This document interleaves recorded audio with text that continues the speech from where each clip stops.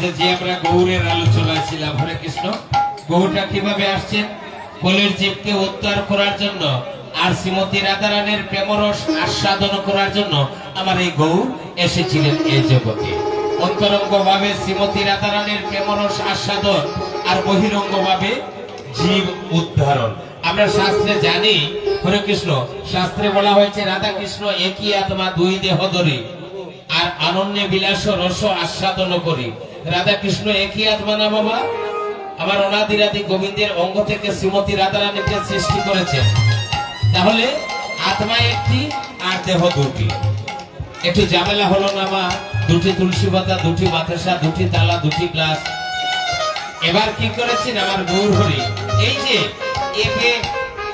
এবে দুইয়ে মিলিয়ে আমার এই যে রাধার দেহ হরে কৃষ্ণ আর আমার প্রাণ গোবিন্দের দেহ, এবে দুইয়ে মিলিয়ে আমার চৈতন্য গোসাই আর ভাব রস আস্বাদিতে হলেন কোটাই। হৃদয় গৌর হরিবল হরিবল। আজ ভাব রস আস্বাদন করার জন্য আজ গৌর হরি আমার শিবা সঙ্গনে নৃত্য করছেন।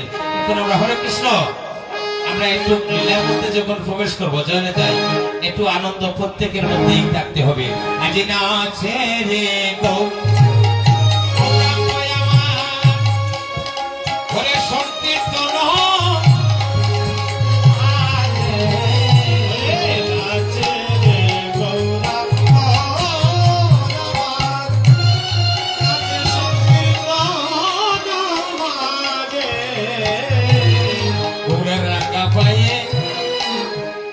সোনানো দেখো রুন জন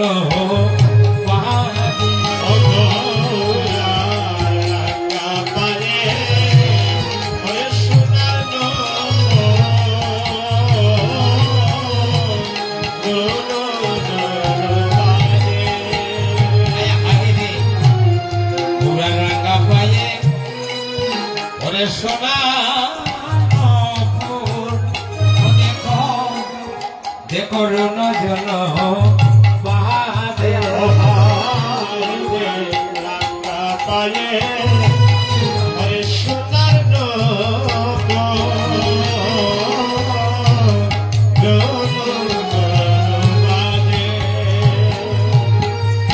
নাচে রে গৌরাঙ্গয় আমার সংকীর্তন মাঝে আর রাঙ্গা পায়ে সোনার নপুর রনু জন বাজে।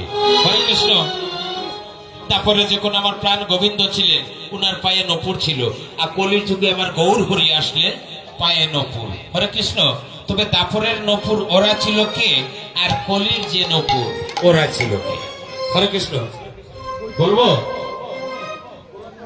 দাপরে যখন এই কলির যুগ থেকে বলা যায়, হরে কৃষ্ণ, এই যে কলির যুগে যে দু পায়ে দুটো নপুর ওগুলি হচ্ছে করতাল, যেটা মন্দিরা। হরে কৃষ্ণ। কলির যুগে নপুর হয়ে আমার প্রাণ গোবিন্দের স্মরণে বাজিতেছে। হরে কৃষ্ণ। আর দাপর যুগে যে নপুরটা ছিল ওরা ছিল একজন গুরু আর একজন শিষ্য। একজন গুরু আর একজন শিষ্য, বিশ্বা বসু আর কর্ণমণি। গুরুর চরণ সেবা করতে গিয়ে শিষ্য কি করেছিলেন? কর্ণমণি একটু অপরাধ করেছিলেন। লোকের আচর লেগেছিল গুরুদেবের পিঠের মধ্যে। হরে কৃষ্ণ।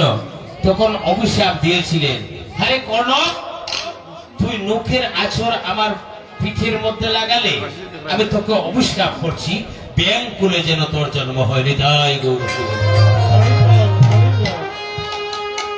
ব্যাং হয়ে জন্ম নিল কর্ণমণি। ত্রেতা যুগে রাম, হরে কৃষ্ণ, ত্রেতা যুগে রাম যখন আসলেন সীতাকে উদ্ধার করবেন, আজ ধনুর্বাণ হাতে নিয়ে আর ধনুর মধ্যে আমার প্রাণ গোবিন্দের তুতা দিয়ে আর উনি ভাবছেন, সেই ধনুর নিচে পড়েছিল ব্যাং।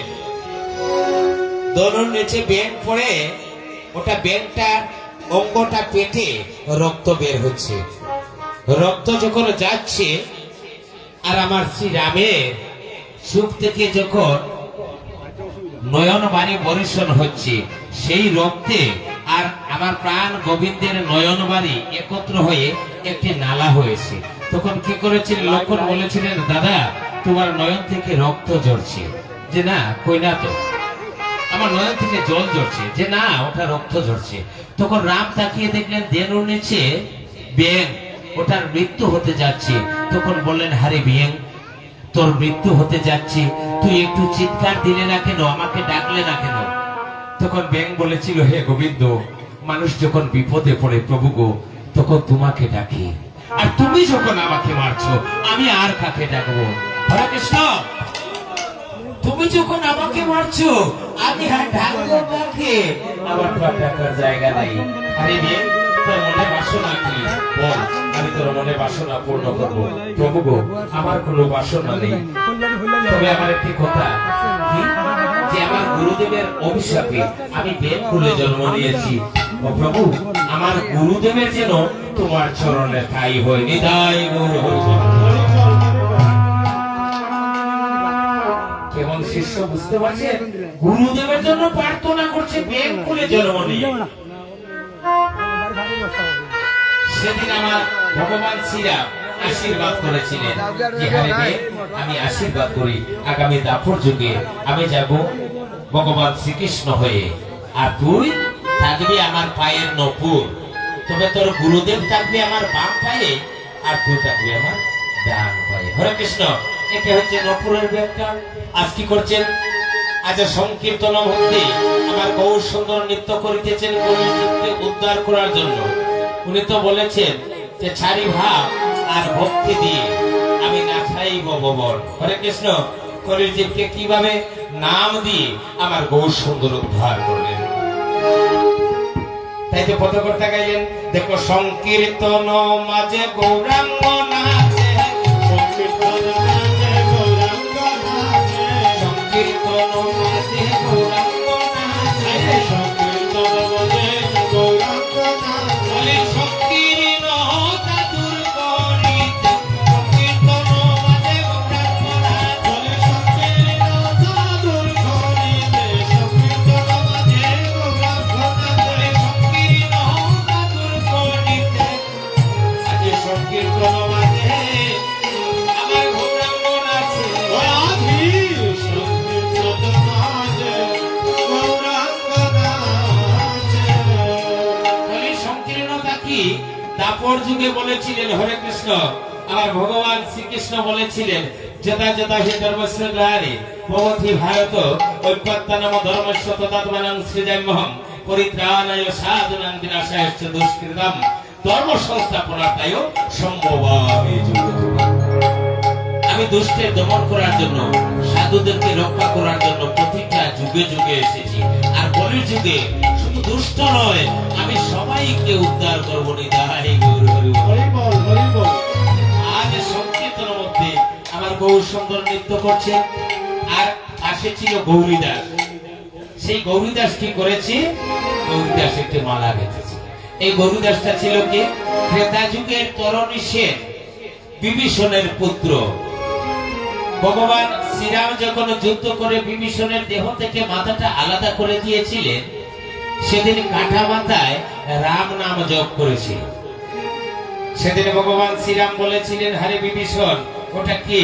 যে প্রভু ওটা আমার সন্তান, একমাত্র সন্তান তরণী সেন। যে তুমি একটু আগে যদি বলতে, তাহলে আমি ওকে বধ করতাম। যে প্রভু তুমি যদি তাকে বধ না করো, তাহলে রাক্ষস কুল ধ্বংস হবে কিভাবে? তো তুমি যাকে বধ করছো প্রভু, সে তো উদ্ধার হয়ে যাবে। আমি আশীর্বাদ করলাম, তার কাটা মাথা যখন রাম নাম জপ করছে, আগামী দাপর যুগে সে হবে আমার প্রাণের সখা। যে কথাটা মা বাবা কাউকে বলা যায় না, কিন্তু প্রাণের সখাকে বলা যায়। আর কলি যুগে সে হবে আমার গৌরীদাস। আজ গৌর সুন্দর আমার কীর্তন করছে, আর গৌরীদাস কি করছে? একটি মালা গেঁথে আমার গৌর সুন্দরের গলায় পরিয়ে দিয়েছে। ওরে নাচে রে গৌরাঙ্গ আমার, ও নাচে সংকীর্তন নাচে, ওরে নাচে রে গৌরাঙ্গ আমার, নাচে সংকীর্তন নাচে, আরে কুসুমী কুসুমমালা আয় আমার গৌর বলে সাজে রে, আমার গৌর বলে সাজে।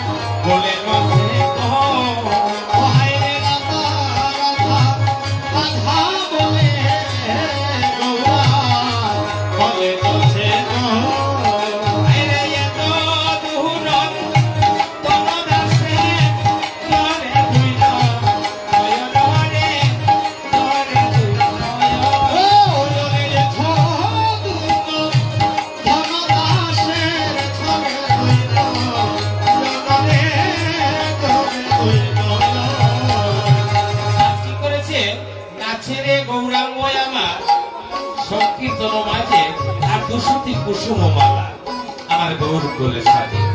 আজ আমার যে কলির ভগবান গৌর হরি হরে কৃষ্ণ উনি দুই অঙ্গে এক অঙ্গ হয়ে এসেছে।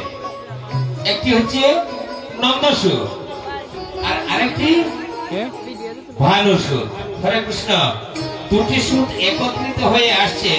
আজ যখন গৌরীদাস মালা দিয়েছে বলে একে তো কুসুম মালা গৌর বরণে আর হেনকালে রাধার কথা গৌরার পড়ে গেল মনে। বাবা দেখে আমার গৌর সুন্দরের নিজের অঙ্গ মধ্যে রাধা, তারপরও রাধা রাধা রাধা বলে আমার গৌর সুন্দর আকুল হলেন। কেন বাবা? ওই যে বাজারে যে আমরা মিষ্টি কিনে খাই হরে কৃষ্ণ রসগোল্লা দুধের মধ্যে চুবিয়ে খেতে হয়। ওই রসগোল্লাটা কি দিয়ে তৈরি হয়েছে? দুধ দিয়ে। দুধ দিয়ে ছানা তৈরি হচ্ছে, ছানা থেকে রসগোল্লা তৈরি হলো।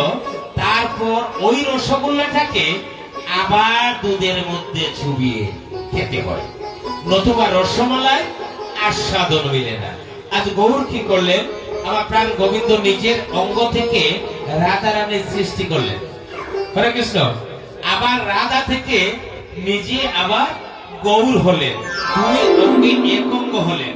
আবার এক অঙ্গ হয়ে আবার উনি রাধা রাধা রাধা হলেন।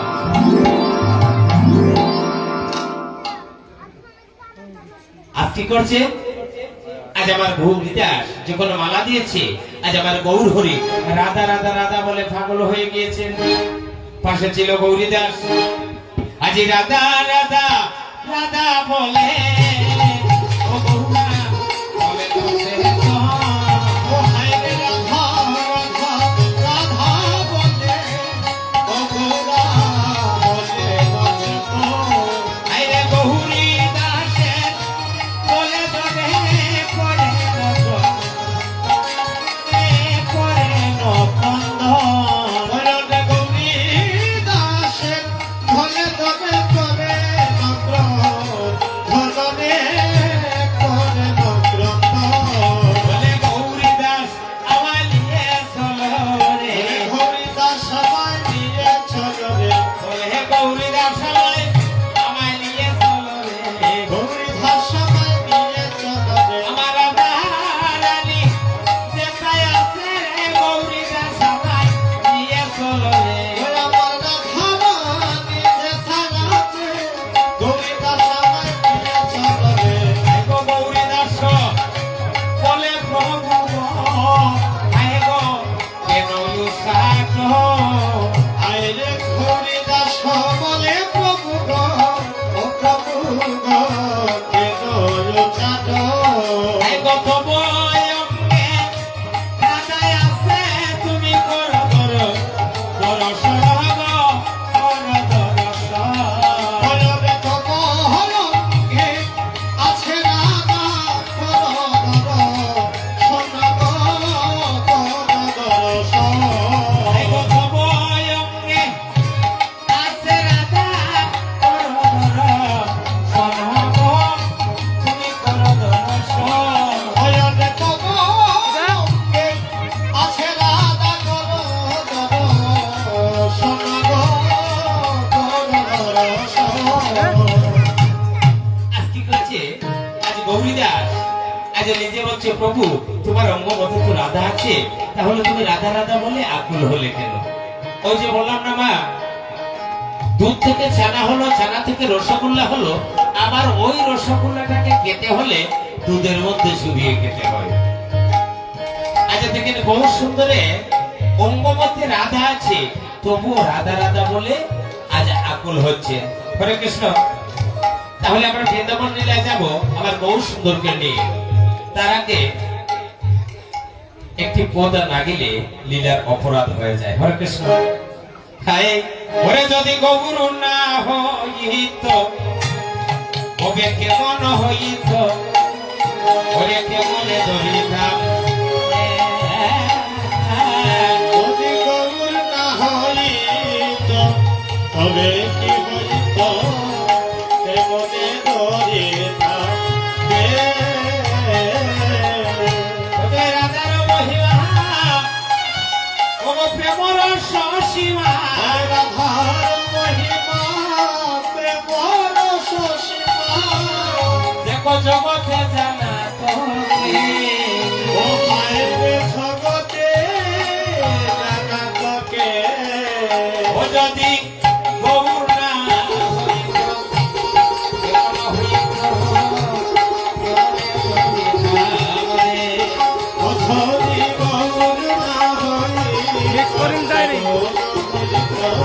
আমাকে একটু করে করো মানুষ মাত্র 18 জমছে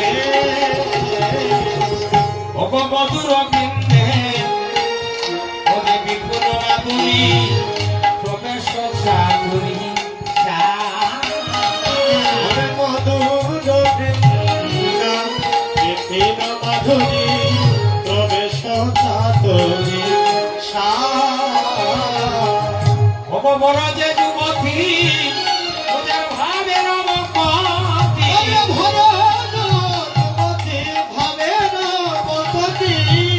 ভবে শপতি হইত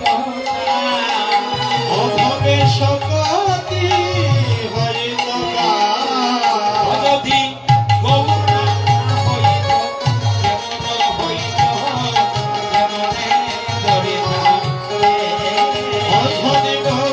কেমন হইত, কেমনে ধরিতাম শুধু গান নয় বা গানের সাথে সাথে তত্ত্ব থাকবে। যদি গৌর না হইতো কেমন হইতো কেমনে ধরিতাম দে মধুর বৃন্দে বিভিন্ন মাধুরী প্রবেশ চাতুরী সার। এই যে মধুরের বৃন্দে শ্রীমতী রাধারানীর অষ্টসখী, তার মধ্যে একজনের নাম বৃন্দা, যাকে বলা হয় মঞ্জুরি সখী। তবে শ্রীমতী রাধারানীর অষ্টসখী এক একজন সখী, তারাও আরো 8 জন করে সখী, তাহলে 8 8 কত হলো বাবা? 64। এই 64 জন জয়নিতাই এই কলিযুগে তারা 64 মহন্ত হয়ে আসলেন। হরে কৃষ্ণ। কলিযুগে ওরা পুরুষ হয়ে এসেছে, শ্রীমতী রাধারানীও এসেছেন। দেখেছেন শ্রীমতী রাধারানীকে? দেখেছেন? কোথায়? শ্রীমতী রাধারানীও এসেছে। মধুর বৃন্দে বিভিন্ন মাধুরী প্রবেশ চাতুরী সার, বড় যে যুবতী ভাবের বপতি সকটি হইত কার। তবে আমরা যে বৃন্দাবনে যাব, বৃন্দাবনের প্রেমটা কি, আস্বাদনটা কি? দ্বারকায় যখন ভগবান শ্রীকৃষ্ণ সর্বদা শ্রীমতী রাধারানীর কথা ভাবতেন, একদিন দ্বারকার প্রধানমন্ত্রী উদ্ধব উনি মনে মনে ভাবলেন, কেমন বা গজের প্রেম আমার প্রাণ গোবিন্দ সর্বক্ষণ ভাবে। তাই উদ্ধবের মনোভাবটা বুঝতে পেরে প্রাণ গোবিন্দ মাতার মুকুটটা খুলে দিয়ে আজ কি করেছে, উদ্ধবকে মুকুটটা পরিয়ে বললেন যে হে উদ্ধব, তুমি ব্রজে যাও, ব্রজের প্রেমটা কি ওটা তুমি জেনে আসো। উদ্ধবের মনের কথা বুঝতে পেরে উদ্ধব ব্রজে গেল। উদ্ধব ব্রজে গেল, গিয়ে কি করেছে, যখন ব্রজে গিয়েছে ব্রজের ধূলিকণাকে প্রণাম করেছে উদ্ধব। যে শ্রীমতী রাধারানীর যে গোপীদের পদ, অর্থাৎ পদে আমি প্রণাম করতে পারবো না, গোপীদের যে পদরেণু বৃন্দাবনের যে ধূলিকণাটা ধন্য হয়ে গেছে, আমি সেই ধূলিকণাটাকে একটু প্রণাম করি। হৃদয় গুরু গোবিন্দের একদিন মাথা ব্যথা হয়েছিল, তখন নারদকে বলেছিলেন, নারদ আমার মাথা ব্যথা হয়েছে, প্রভু বলো আমি কি করতে পারি, যে কোনো ভক্তের পদরেণু যদি আমার মাথা দেওয়া হয় তাহলে আমার মাথা ব্যথা কমবে। তখন নারদ কি করেছিলেন, স্বর্গমত্ত পাতাল 3 দেশ ঘুরলেন, কিন্তু পদরেণু কেউ দিল না। তখন ভগবান বলেছিলেন, নারদ যাও না একটু ব্রজে, দেখো না যে প্রভু 3টা দেশ আমি ঘুরেছি, ওরা গোয়ালের জাতি, ওরা গোয়ালা, ওরা কি বুঝবে, যাও না তুমি। সেদিন কি করেছিলেন, নারদ গিয়েছিলেন শ্রীমতী রাধারানীর কাছে, গিয়ে বলেছিলেন, রাধে গো, গোবিন্দের মাথা ব্যথা হয়েছে, ভক্তের পদরেণু যদি হয় তাহলে মাথা ব্যথা কমবে। তখন শ্রীমতী রাধারানী বলেছিলেন যে হে নারদ, আমি আমার পদরেণু দেব। সাবধান, তুমি কি বলছো? ভগবানের মাথায় তোমার পদরেণু দিবে, নরকেও তোমার ঠাঁই হবে না। সেদিন শ্রীমতী রাধারানী বলেছিলেন যে হে নারদ, তুমি জানো না আমার গোবিন্দকে সুখে রাখতে গিয়ে নরকে কেন, তার চেয়েও যদি আরো কঠিন কোন জায়গায় যেতে হয় আমি যাব, তবু আমার প্রাণ গোবিন্দ যেন সুখে থাকেন। এটাই হচ্ছে ভক্তের ভাবনা। বুঝতে পারছেন কেন আমরা বৃন্দাবন যাব, কেমন ব্রজের প্রেম। তাই তো পদকর্তা গাইলেন, গাও গাও কোন গৌরাঙ্গের গুণ সরল করিয়া মন, ওরে এথিন ভুবনে এমন দয়াল আর আছে কোন জন, এমন দয়াল আর নেই। যতবার এসেছেন প্রাণ গোবিন্দ কঠিন হয়ে এসেছেন, আগামীতেও আসবে।